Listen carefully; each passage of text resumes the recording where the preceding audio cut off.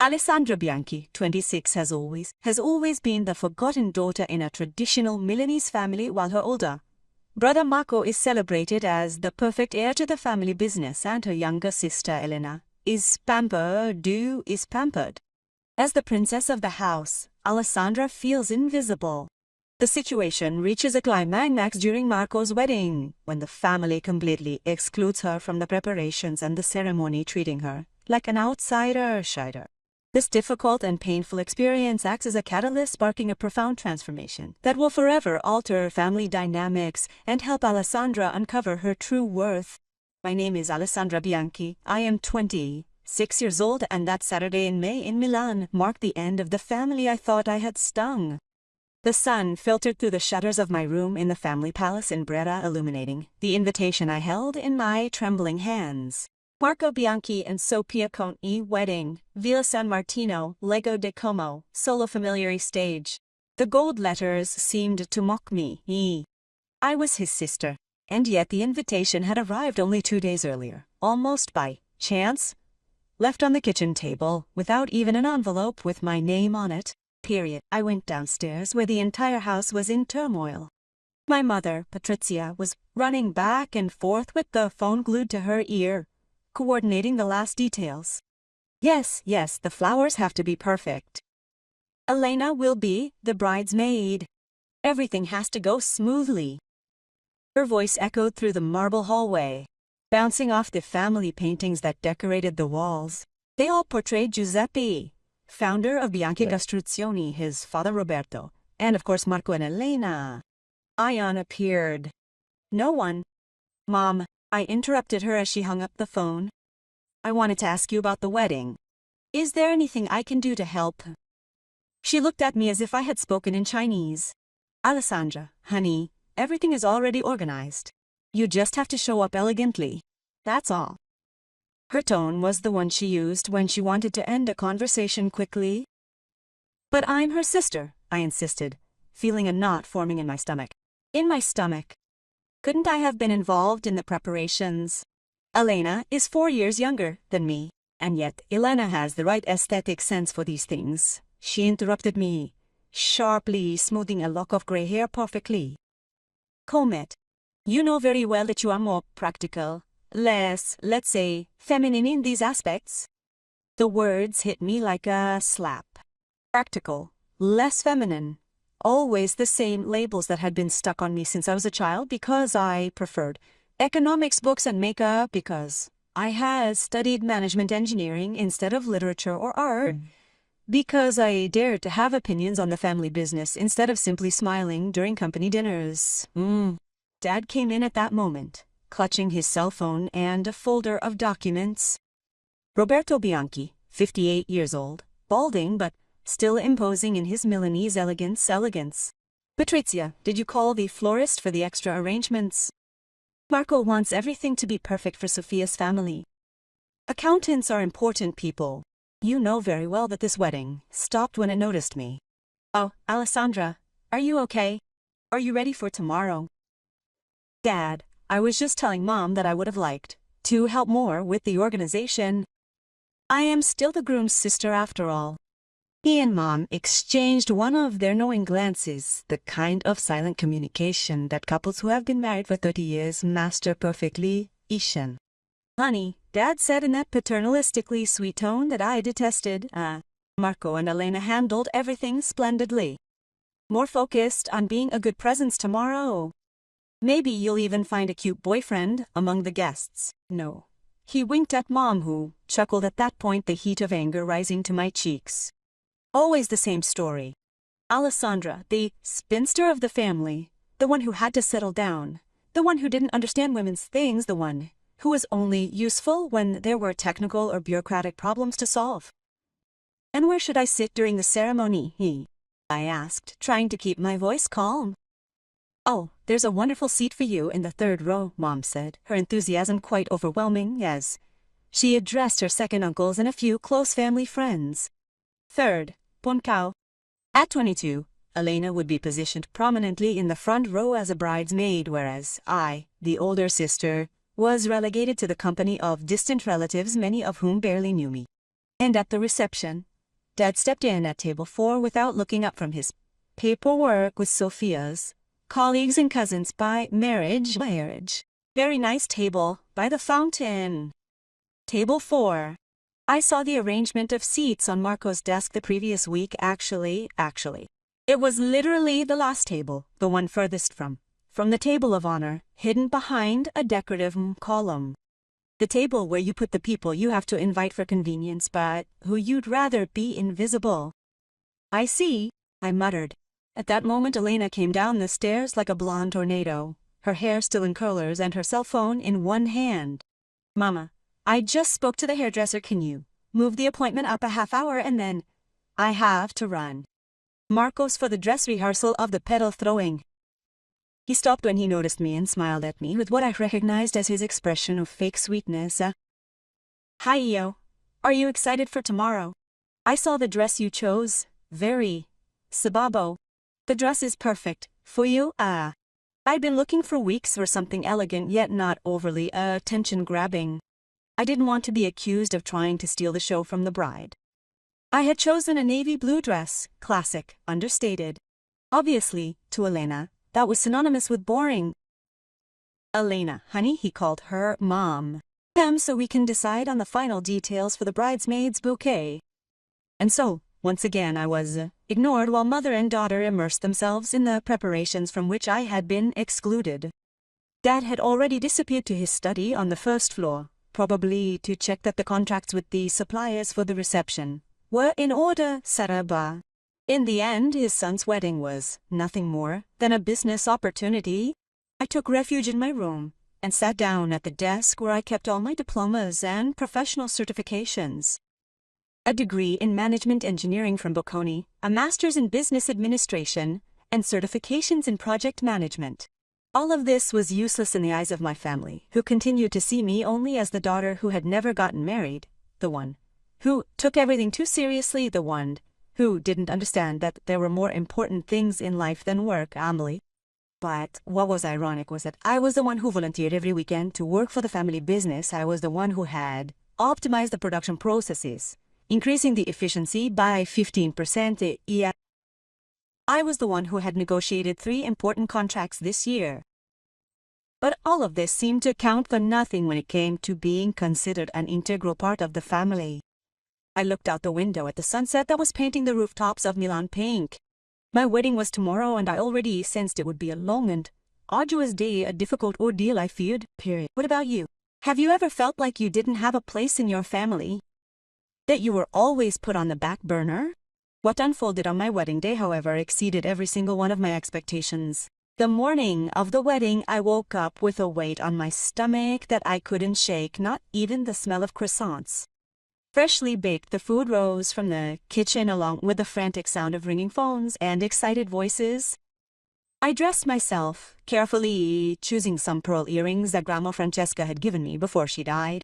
She was the only person in the family who had ever made me feel truly seen and appreciated. Going downstairs, I found the house transformed into a military headquarters. Elena was darting back and forth in a shocking pink dressing gown, her face covered in a moisturizing mask, shouting into the phone, No, the chair ribbons have to be ivory, not badges. There's a world of difference. Visions. Mom was sitting at the breakfast table surrounded by at least 5 cell phones coordinating everything like an orchestra conductor. Hello. Yes, the cars have to arrive at 10:30 sharp. Marco has to be impeccable when he gets to church. Good morning, everyone, I said, trying to make room for a coffee. Oh, Alessandra. Mom looked up for a nanosecond. Can you get the coffee and take it upstairs? We will require the entirety of this space underneath to organize the last phase. Sadly, I can't join the family for breakfast on my brother's wedding day. Elena snorted loudly. Ale, things are a little hectic here right now. Is it possible we could take a quick break to chat? Mana, here we go. I picked up my cup and was about to turn away when I heard Marco's voice coming from the living room. Mama, where are the cufflinks? What did Dad lend me? I walked into the living room and saw my brother in front of the antique mirror that had been in the family for generations. 30 years old, and Marco embodied the quintessential Italian alpha male. Tall, athletic, and with dark hair meticulously slicked back with an expensive gel, his self-assured manner stemmed from a lifetime of effortless success, everything readily available. "Hi Marco," I said with a smile that I hoped seemed genuine. "How are you? Nervous?"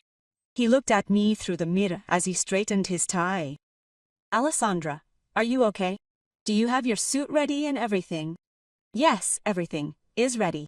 I wanted to tell you that I am very happy for you and Sophia. She is a wonderful girl." "Thank you," he replied mechanically, continuing to adjust his robe. "Just listen, there has been a small last-minute change to the details of the ceremony." My stomach tightened. "What kind of change?" "Well, Sophia's parents brought some relatives that we hadn't considered, and the priest said that we need to rearrange the seating in the church a bit. Okay, so you will sit in the fifth pew instead of the third. Nothing dramatic, just a small shift. Cuento banco, from the third to the fifth. Increasingly distant, increasingly invisible. And there is a particular reason why I have to move so far back." Marco finally turned to look at me directly, and in his eyes, I saw the same expression that my father used to wear when he had to fire a worker, annoyance mixed with a hint of feigned compassion. "Alessandra, don't make a big deal out of it. It's just a matter of protocol. Sophia's relatives are important people. Her father is the general manager of Mediobanca. We can't put him in the fifth pew, you understand? And I can do it. 2. Your family, you understand. Location doesn't really matter to you, does it?" At that moment, Elena burst into the living room like a whirlwind, trailing a trail of French perfume and hairspray in her wake. "Marco, I just spoke to the photographer. He wants to take family photos before the ceremony so we have more time for the ones with the bride and groom afterwards." "Perfect," said Marco. "We'll set everything up in the garden in half an hour." "Fantastic." Eileen turned toward me as if she had only just now become aware of my presence there. "Oh, Ale, you can skip the pre-ceremony photos. The photographer said we'll do the formal group photos afterwards so you don't ruin your makeup before the ceremony. You feel your blood run cold." "Excuse me, what do you mean I can skip the photos?" "Well, they're only for the witnesses and the closest family members who are actively participating in the ceremony." Elena provided an explanation accompanied by a smile. It appeared angelic yet harbored the cruelty of a demon. "You know, me as a bridesmaid, Marco as the groom, mom and dad, the main nuclear family." "I am family," I said. My voice was starting to shake with anger. Marco cleared his throat, embarrassed. "Alessandra, come on, don't complicate things. You'll take normal photos with everyone else later. It's more organized. This way, more organized to exclude me from the family photos on my brother's wedding day." "You're not excluded," Elena protested. "You're just reorganized. It's different." At that moment, Dad entered the living room wearing his most elegant tuxedo, the one he only brought out for the most important occasions. He stopped when he saw my expression. "What's going on here?" "Nothing, Dad," Marco said quickly. "Just telling the organizers. They're excluding me from the family photos," I said in a firm voice. Dad let out a sigh as if I were a spoiled child complaining about not getting the ice cream she wanted. "Alessandra, today is Marco's day. Let's try not to create unnecessary tension, okay? We are a polite family. A polite family that excludes a daughter from their son's wedding photos, widows." "It's not exclusion," Mom interjected, appearing in the doorway. "It's logical organization. Elena has specific roles in the ceremony. It makes sense that she's in the pre-wedding photos. You'll be in the official post-wedding photos and at the reception." I asked, even though I was dreading the answer by now. Marco and Elena exchanged a quick glance.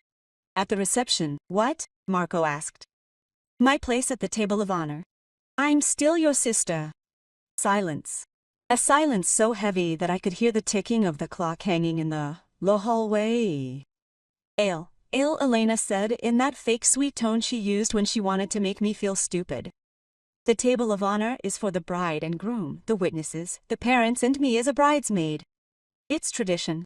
You're seated in a lovely spot at the table alongside Sophia's friends, pleasant people your age whom I don't know personally. Now, it's an opportunity to socialize, Mom exclaimed falsely. Enthusiasm. Maybe you know someone interesting always there. To come back. Alessandra, the one who has to find a man. The expectation placed upon Alessandra, as if the measure of her worth as a person depended entirely upon her romantic relationships, feels incredibly unfair. I understand, I said in a flat voice. Very good, Elena said, clapping her hands. I knew you would understand. Now excuse me, but I have to run to the hairdresser for the final hairstyle. Leaving the living room, she left behind a distinct trail, one of frenetic energy and a strong, expensive perfume. Marco glanced at his watch. I'm going to get dressed. I'll see you at church, Alessandra. He also disappeared, leaving me alone with my parents. Honey, Mom said, coming closer. I know it may seem strange, but every family has its own dynamics during such important events. It's normal. Normal to completely exclude a daughter. Dad? She cleared her throat. Alessandra, you're not excluded. You're just in a different position. Elena has always had more, how shall I say, aptitude for these social things. Do you have other talents? Like what? Well, you're great with numbers and very precise in your work. So that's what I was to my family, a human calculator, useful for solving technical problems but not important enough to be in the front row at my only brother's wedding day, day. What about you? What would you have done in my place? Would you have accepted this humiliation or would you have fought back? But the real, shocking discovery came during the reception, when she overheard a conversation that changed everything. The reception was being held at the beautiful Villa San Martino, overlooking Lake Como with its terraced gardens and breathtaking views. In the mountains, it was the kind of venue that only families like the Whites could afford. Luxurious yet understated, elegant without being vulgar. I was seated at table number 4, exactly as promised, hidden behind a decorative column and surrounded by people I didn't know. There was Carla, Sophia's cousin-in-law, who worked in an art gallery and talked only about vernissages. Shivi, a colleague of Sophia's, who couldn't stop looking at his phone, and 3 other people whose names I had already forgotten after the initial introductions. Milo Mazziaro. In front of me, the view of the table of honor opened up, illuminated by crystal chandeliers and decorated with arrangements of white roses and orchids. The center of attention were Marco and Sophia, radiant and smiling, surrounded by an enthusiastic group. Elena, who let out exaggerated bursts of laughter at the groom's jokes, Marco's parents engaged in animated conversation with Sophia's parents, and the witnesses who punctuated the meal with constant toasts. Dinner was proceeding with refined courses and fine wines, but I could barely eat it. Every laugh that came from the table of honor felt like a stab in the stomach. It wasn't just the fact that I was sitting far away, it was the entire orchestration of that day that had made me realize how marginal I was in my own family. In fact, during the second course, I got up to go to the bathroom more than anything. To take a breather, I took a breath and composed myself. The women's bathroom was located in a side hallway of the villa, decorated with antique tapestries and period furniture. While heading toward the exit, I heard voices that sounded very familiar coming from a private room, with the door just slightly open. We couldn't do otherwise, Mom's voice was saying. She's always been so complicated. I stopped, my heart pounding faster. It was certainly inappropriate to eavesdrop, but something in Mom's tone made me suspicious. Lo, I understand, Patricia, but she's still your daughter, a woman's voice, which I recognized as Giovanna Conti, Sophia's mother, replied, latientine. Giovanna, you don't understand, Dad interjected. Alessandra has always had this tendency to, as the saying goes, want to be the center of attention. Today was Marco's day. We couldn't risk her creating a scene or drawing undue attention to herself. I felt a shiver run down my spine. The center of attention. Someone like me who'd spent a lifetime desperately hoping to be noticed by my family. Therefore, Mom went on to say, we have decided to restrict her participation. She can be very intrusive when it comes to family events. I still remember the chaos she created at Elena's baptism when she suggested changing the catering. I was 8 at Elena's baptism. I simply commented that the sandwiches seemed a little dry. Yet in their interpretation I had morphed into a rather spoiled and intrusive child, and Elena's voice then chimed in, evidently having just walked into the room. Ale has never really understood the importance of these family traditions. She has always been more interested in her books and work than in human relationships. It's true, Dad agreed. She is very good at her field, don't get me wrong. But when it comes to family and social issues, well, Marco and Elena have always been more tactful. Tactful in handling what? Mrs. Conti asked. Expectations, Mom replied after a pause.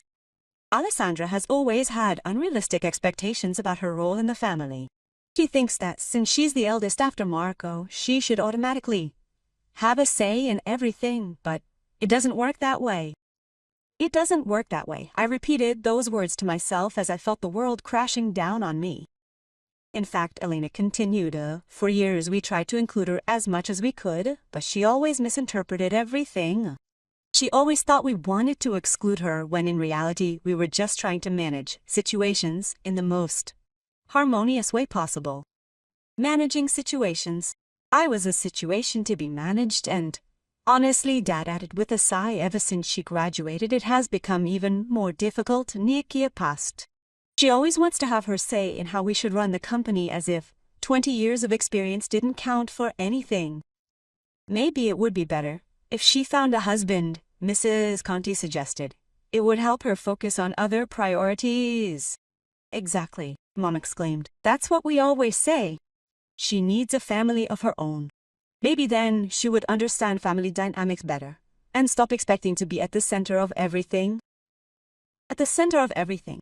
Me, who had been relegated to table 4. Me, who had been excluded from the photos. Me, who had had no say in anything. When Ila said in a tone that I recognized as hers, I am so mature and understanding. You'll understand. Let's hope she matures in time. So far we've handled the situation the best we can, and tomorrow we'll get back to normal. Sure, Dad agreed. And Marco and Sofia can begin their married life without unnecessary drama. I heard the sound of chairs moving and voices approaching the door.